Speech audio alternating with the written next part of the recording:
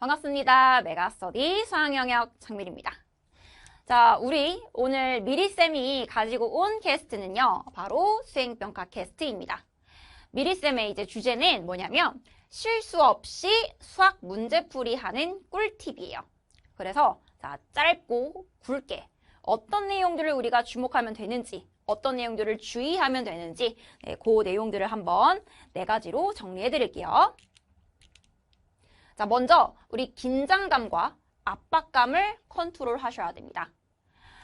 우리가 시험장 가면요, 긴장 그리고 압박, 이 스트레스 때문에 굉장히 실수가 많아집니다. 그러니까 평소에 자기가 가지고 있었던 능력에 비해서 200%는 바라지도 않고 100%도 발휘하지 못하죠.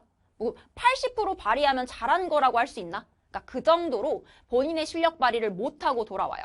자, 그래서 우리가 긴장감과 이 압박감을 컨트롤하기 위해서는요, 평소에 이 시험 같은 상황을 자주 연출해 주세요.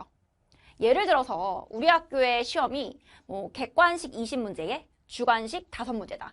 그렇다면 우리 학교의 시험 문제, 전년도, 그전년도 그런 기출문제를 가지고 시험처럼 리허설을 해보거나 아니면 우리 학교 시험하고 비슷한 스타일, 비슷하게 객관식 문제, 주관식 문제를 가졌다던가 비슷한 난이도를 가졌다던가 그러한 학교의 시험 문제로 또 시험같이 한번 리허설을 치러보시는 거예요.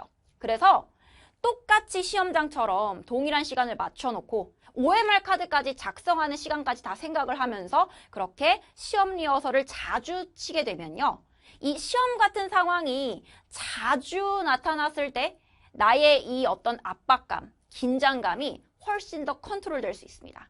그래서 그러한 이제 좀 시험 리허설을 자주 한번 실행해보면서 우리 압박감을 컨트롤 해보자. 자, 그리고요, 항상 시간을 정해놓고 문제 푸는 연습을 좀 하세요. 이거는 앞에 있었던 요 내용하고도 좀 이어지는 주제인데 뭐냐면, 보통 얘들아, 우리가 긴장감과 또 압박감이 막 커질 때가 언제냐면 시간이 부족하다고 느껴지는 상황입니다. 근데 이 시간이 부족하다고 느껴지는 상황은 시간이 제한되어 있기 때문이죠. 그 제한된 시간 안에 내가 문제를 풀어야 되기 때문에 이게 막 압박감이 계속되면서 긴장감이 계속되면서 시간이 또 부족하다는 느낌이 들면서 본인의 실력 발휘를 다 못하게 됩니다. 자, 그래서 이게 우리가 시험장에 갔을 때만 시간을 정해놓고 문제를 푸는 게 아니라 평소에 숙제를 할 때도, 그냥 평소에 공부를 할 때도 예를 들어서 내가 한 50문제를 딱 타이머를 재고 풀어봤더니 2시간이 걸린다. 그럼 항상 50문제를 풀 때는 2시간을 맞춰놓고 문제를 푸시는 거예요. 그런 식으로 항상 시간을 타이트하게 정해놓고 문제를 푸는 습관을 들이시면요, 시험장 갔을 때 갑자기 시간을 제한했을 때도 뭔가 시간이 막 부족하다는 생각, 이것 때문에 압박감, 긴장감 이런 거에 덜 시달릴 수 있어요. 그래서 어떻게 한다? 내가 그냥 숙제를 할 때, 내 스스로 공부를 할 때도 시간을 반드시 정해놓고 문제를 풀고, 그 시간은 내가 아주 타이트하게 타이머를 정해놓고 문제를 푸는 시간을 이렇게 이제 카운트를 해놓은 다음에 항상 그 시간대로 그렇게 문제를 푸는 연습을 합니다.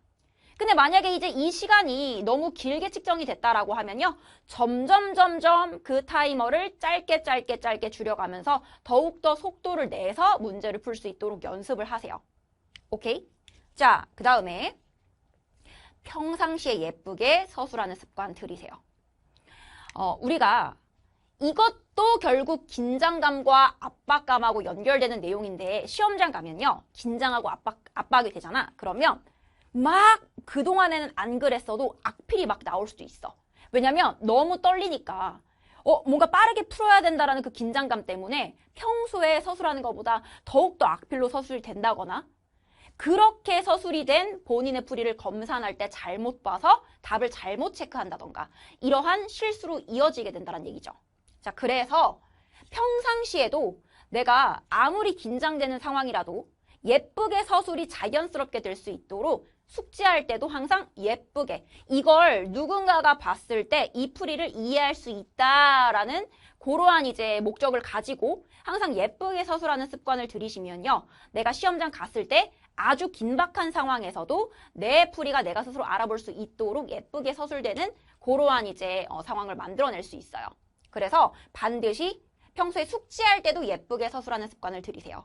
꼭 시험장 갔을 때 서술형을 적을 때만 예쁘게 쓰려고 하지 마시고. 자, 그래야 실수를 줄일 수 있다.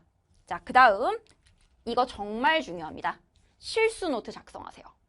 그러니까 실수도 무슨 노트가 필요한가요? 오답 노트도 아닌데? 이런 생각을 할 수도 있겠지만 예를 들어서 얘들아, 이런 학생이 있을 수 있다? 사실 이런 학생은 나야. 뭐냐면 난 고등학교 때 루트 안에 짝수가 있으면 그 짝수가 4랑 연상이 돼가지고 그냥 루트 4라고 생각하고 자꾸 2라고 적는 습관이 있었어. 예를 들어 루트 8이야? 근데 8이 짝수잖아. 그럼 4가 연상이 되면서 이걸 그냥 2라고 적는 거야. 그러니까 이런 식으로 분명히 본인이 하는 실수의 패턴이 있을 거예요.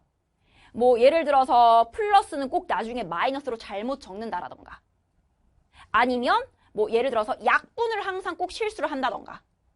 그럼 그런 식으로 작은 노트 하나를 만들어서 내가 자주 하는 유형의 실수들을 하나하나 적어 나가세요. 그래서 이 실수가 무엇인지 항상 인지하고 있는 거야. 자, 그런 식으로 항상 실수를 인지하고 있으면요, 무조건 그 실수는 줄일 수 있게 돼요. 그냥 막연히 집중 잘해가지고 실수를 줄이자라고 하는 것은 내가 정확히 어떤 실수를 하는지 인지하지 못하게 됩니다. 그래서요, 내가 자주 하는 유형의 실수, 그런 거는 꼭 노트에다가 적어 나가시고 그걸 항상 읽으면서 인지하고 있자. 그래서 시험장 갔을 때 그 노트를 들고 가는 거야. 그러면 내가 적어도 그 노트에 적은 실수들은 인지하고 있으니 그 정도의 실수는 안 할 수 있겠죠. 이해가시죠? 자, 그래서 선생님이 오늘 준비한 실수를 줄이면서 문제풀이 하는 방법에 대한 4가지 꿀팁은 이렇게 가지고 왔습니다. 되게 별거 아닌 것 같지만 얘들아, 정말 중요한 내용이거든요. 그래서 자, 요 꿀팁들 반드시 기억해 두셨다가 여름방학 때 열심히 활용해서 꼭꼭 요거 생각하면서 우리 수학 문제 풀도록 하자고요. 네, 자 그러면 오늘 수행평가 캐스트는 여기까지. 우리 다음 시간에 또 강의나 캐스트에서 만나도록 하겠습니다.